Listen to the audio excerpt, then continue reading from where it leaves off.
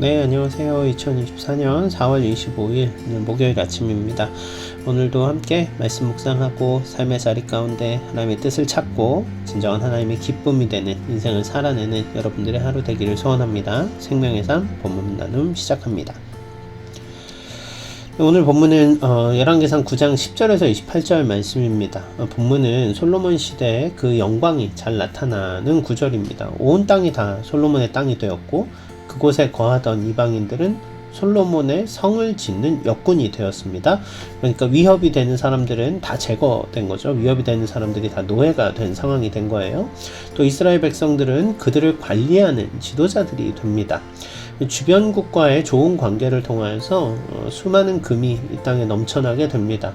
지역마다 많은 성들이 지어졌고 그 성은 또 나라를 지키는 병거와 마병들이 가득한 병거성, 마병성 이런 것들이 생기면서 나라가 더 힘을 얻게 되고 부강하게 되고 나라는 더 부유하게 되고 이런 상황들을 기록한 것이 오늘 본문 말씀이라는 거죠.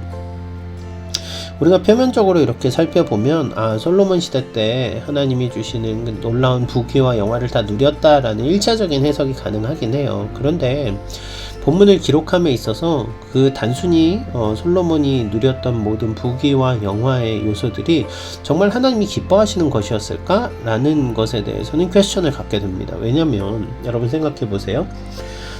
먼저 솔로몬은 그 히람에게 자신의 갈릴리의 땅을 내어줍니다.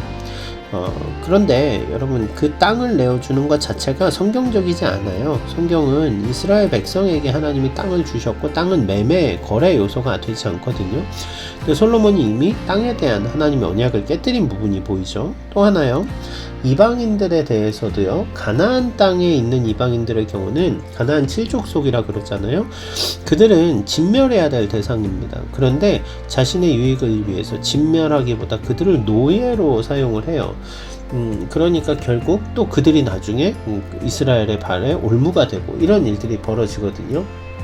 결국 그 자신의 이익을 위해서 하나님의 말씀대로 진멸하지 않았다는 것을 보게 되고요.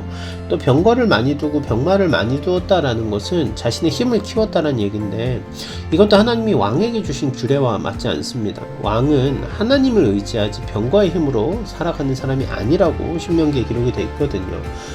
그럼에도 불구하고 솔로몬은 자신의 어떠한 힘을 기르고 자신의 나라를 부강하게 하고 보호하게 하는 데 있어서 참 인간적인 방법들을 많이 사용했던 것 같아요.